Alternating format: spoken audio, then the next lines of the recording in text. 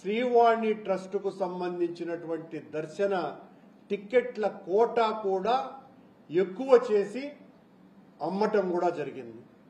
మొదట్లో ఆయనేమో శ్రీవాణిని రద్దు చేస్తామని కూడా ప్రకటించటం జరిగింది.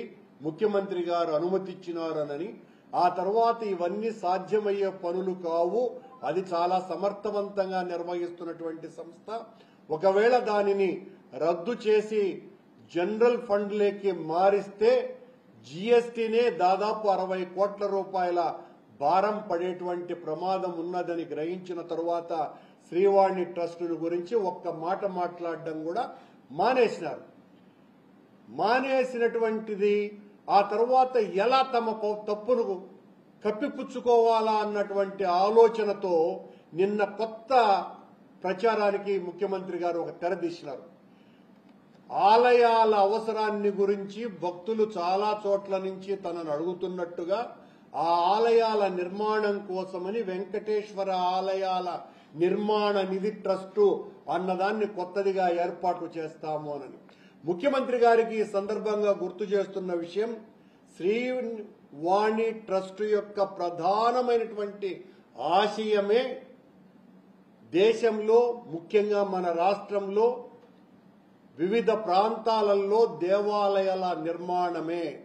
మా ప్రభుత్వ హయాంలో ఇప్పటికీ 3600 దేవాలయాలను శ్రీవాణి నిధుల నుంచే ఖర్చు పెట్టి నిర్మించి అక్కడున్నటువంటి స్థానికులకు అప్పగించటం జరిగింది. మళ్ళా మీరు కొత్తగా ఒక ట్రస్టు ఏర్పాటు చేస్తామని చెప్పటంలో ఆంతర్యం ఏమిటి అని చంద్రబాబు గారిని అడుగుతున్నాం మేము. అంటే ఏదో ఒక రకమైనటువంటి ప్రచార ఆర్భాటంతో నేను తప్ప ఇంకెవరూ వెంకటేశ్వర స్వామి భక్తులే లేనట్టుగా ఆయన నిన్న తమాషగా మాట్లాడాడు.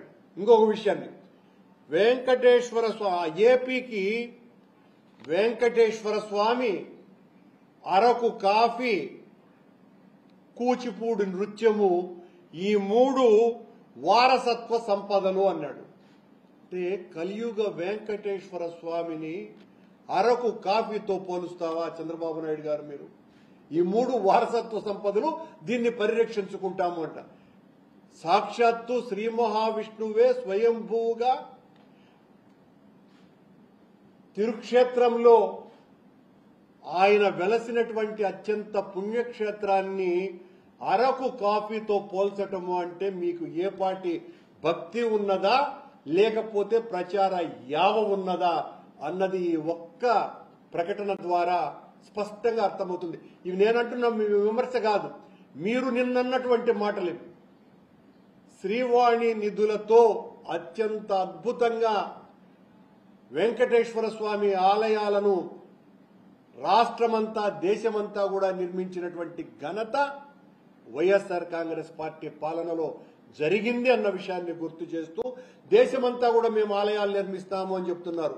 శ్రీనగర్లో ఆలయం నిర్మించింది మేము, బాంబేలో ఆలయం నిర్మించింది మేము, భువనేశ్వర్లో ఆలయం నిర్మించింది మేము, అదనంగా 3600 దేవాలయాలని ఇరు రాష్ట్రాలలో నిర్మించింది మేము అన్నటువంటి విషయాన్ని ఈ సందర్భంగా గౌరవనీయ ముఖ్యమంత్రి గారికి గుర్తు చేస్తూ, ఈ సందర్భంగానే ఆయన నిన్న మాట్లాడినటువంటి మాటలలో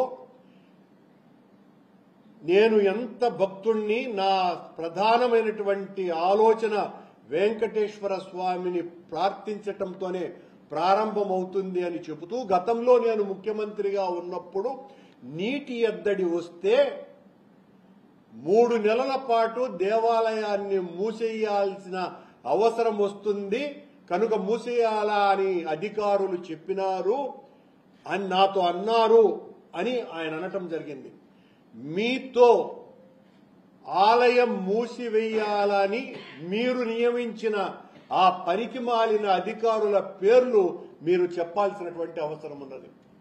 నీటి ఎద్దడి వస్తే ఆలయాల్ని మూసేస్తాము, ఆలయాన్ని తిరుమల ఆలయాన్ని మూసేస్తాము అని నేను కాదంటున్నది, సాక్షాత్తు ముఖ్యమంత్రి చంద్రబాబు నాయుడు గారు ఆయన పాలనలో అధికారులు చెప్పారు అని అన్నాడు.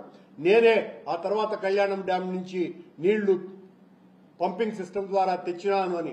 అంటే దాన్ని కూడా అధికారులు మూసేయాలనుకున్నారు, నేను తెరవాలని మూసేయటానికి లేదు అని చెబుతూనే 90 రోజులలో పూర్తి చేయకపోతే మిమ్మల్ని అరెస్టు చేయిస్తాను అని హెచ్చరించినారట చంద్రబాబు నాయుడు గారు. ముఖ్యమంత్రి గారు ఏ చట్టంతో మీరు అధికారులను అరెస్టు చేయిస్తారు? అంటే ఒక ముఖ్యమంత్రి నోటుకొచ్చిందంతా చెప్పేయటమేనా? ఏ చట్టంతో? అధికారి అసత్వంతోనో అవినీతితోనో వ్యవహరిస్తే వాళ్ళని సస్పెండ్ చేస్తారు, విచారణ చేయించి, లేకపోతే ఉద్యోగం నుంచి పీకేస్తారు. ఇదంతా కూడా చాలా పెద్ద ఎత్తున విచారణ జరిపిన తర్వాత చేసేటంటే తతంగం. నేను అరెస్టు చేయిస్తానని చెప్పినానంటే ఏ చట్టం ఉన్నది? ఏ అధికారం మీకున్నది? ఇలా వెంకటేశ్వర స్వామిని వాడుకోవటానికి మీరు నేను అధికారుల్ని అరెస్టు చేయిస్తానని అంత భక్తుడిని నేను చెప్పుకోవటానికి వాడుకోవటం తప్ప మరి ఇంకేదైనా ఉందా ఆ ప్రకటనలో? అలాగే ఇప్పుడు నేను అధికారంలోకి వచ్చిన తర్వాత వెంకటేశ్వర స్వామి ఆలయ ప్రక్షాళనతోనే ప్రారంభించినాను, అందుకే శ్యామలరావును నియమించినాను అని అన్నాడు. అంటే దీన్ని నేను మిగతా ఐఏఎస్ అధికారులకు అందరికీ కూడా నేను విజ్ఞప్తి చేస్తున్నట్ట, శ్యామలరావుతో ప్రక్షాళన ప్రారంభమైంది అనుకుంటే రాష్ట్రంలో ఉన్నటువంటి శ్యామలరావు గారితో సమాన స్థాయి గల